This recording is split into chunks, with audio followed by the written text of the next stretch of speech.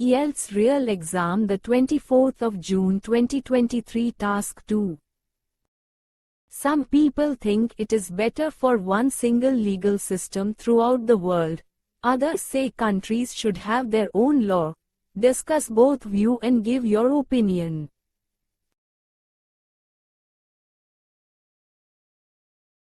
One of the most controversial issues today relates to whether a common policy or national own law is better.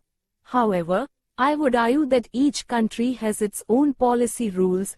In this essay, I am going to examine this question from both points of view. One of the most controversial issues today relates to whether a common policy or national own law is better.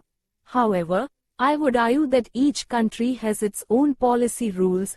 In this essay, I am going to examine this question from both points of view. On one side of this debate, there are people who believe that the benefits of one single legal system considerably outweigh its disadvantages. The paramount reason is that a public system acts as a precursor to an outgoing relationship among all countries around the world.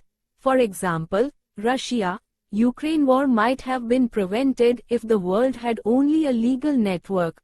Moreover, it takes against racism and discrimination, which is a significant problem.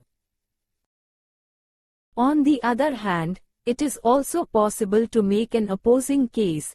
Each country has its own puzzle, so they need an independent structure to solve it.